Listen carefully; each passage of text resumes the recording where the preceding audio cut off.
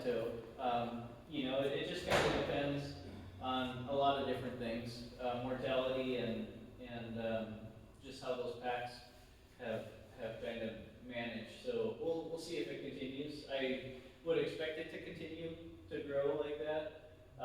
But this is one of those things that can affect that growth. Then last year, 2021, we had 22 legal tribal harvests, so they can harvest wolves on the Spokane tribe and Colville reservation.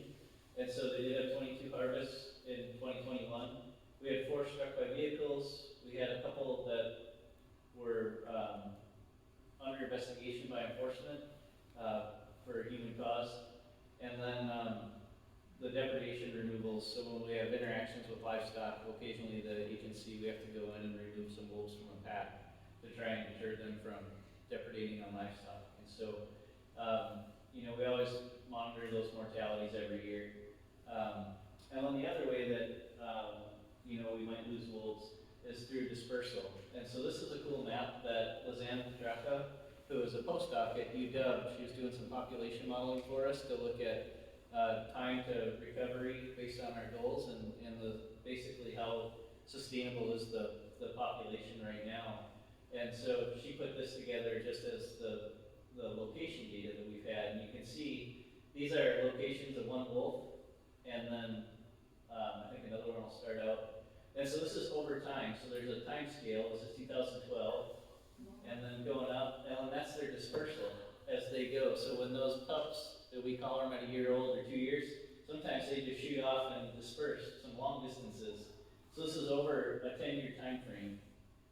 And you can see the wolves that have dispersed all the way up to the Front Range of Montana, down to Yellowstone. So these wolves can cover a lot of ground, but when they go, they just make a beeline for it. But it's pretty neat to watch those trajectories over time as those wolves are dispersed. So when anybody tells me, hey, I had a wolf report in the South Cascades, they're over here, I'm like, yeah, wolves can do it. It's definitely possible. And so I put a lot of weight on checking all those things out, or talking to our local district biologist or conflict specialist, some of those folks. If, hey, I got this call of a potential wolf report, can you check it out, or maybe pop the camera up or talk to that reporting party.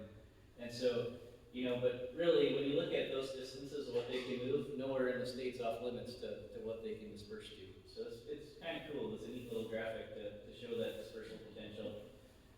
This is over time, just how the population has grown. So in 2008, we had our first pack, the lookout pack, and then it's kind of built from there to 2 packs, 3, 7, 9, 13, 16, all the way up to 33 packs, and from 5 individuals in 2008 up to 206.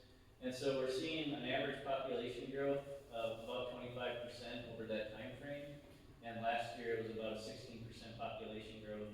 We've had a couple of years where we've had some plateaus in there, 2% growth, 3% growth, but then we've had some pretty good years as well. I expect to see when the Cascades start taking off like Northeast Washington did, that's going to grow quite a bit quicker. I don't think Northeast Washington is going to contribute a ton of growth, pretty much because we've kind of hit that point where a lot of the packs are already established there.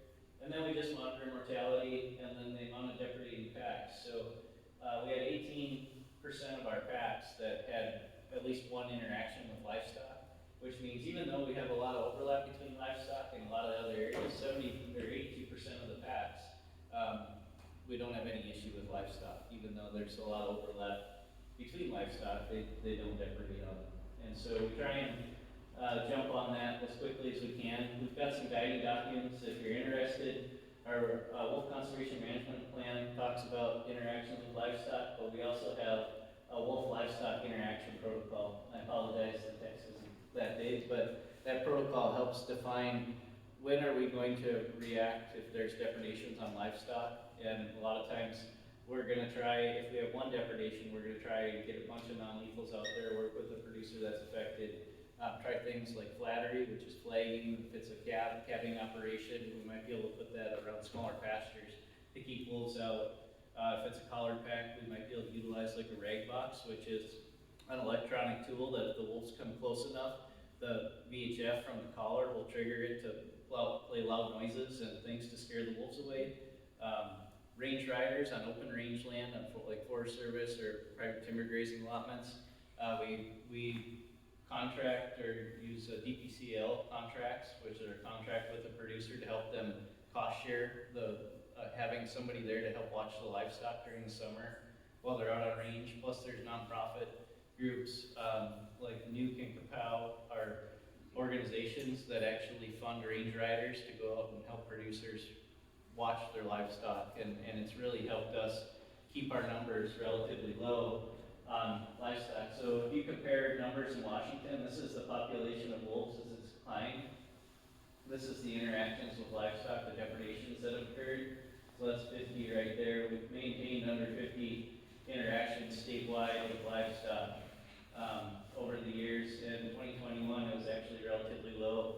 Comparative to Oregon, to the Mexican Wolf Project, to other populations similar size, we have about a third of the depredations that they see in those jurisdictions. But we also put a lot of resources into those non-lethal tools and working with the producers to try and minimize those. So the black line is the lethal removal over those years, how many wolves we've had to kill to try and reduce that conflict as well. And that's relatively low as well compared to other jurisdictions.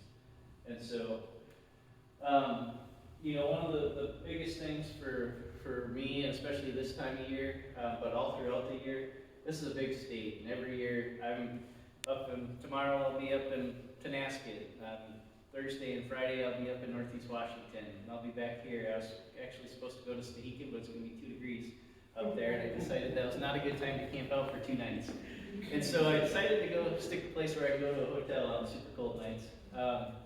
So I'm going to go, but I'll be doing those surveys. But the thing is, we do a lot of work around the state, and one of the biggest things that helps us is people reporting, or a lot of folks have trail cameras, a lot of people are out tracking. You know, take a cell phone picture. You can upload pictures or videos to the website and observations. And obviously all these reports and everything in King County and downtown Seattle are probably not legit wolves, but there's a lot of them, you know, where folks can upload a picture, and it really helps us out to find new packs and see where activity might be that we might be missing. And so we really value those things. And so I'm going to leave it there tonight, just kind of a quick, short, not so short presentation, but love to have questions. I think a lot of the, you know, the benefit to these are being able to talk in person, and if I can answer questions, I'll do my best. If not, I'll have Kevin do it, because he's good at that. Or Mike. So, How many range riders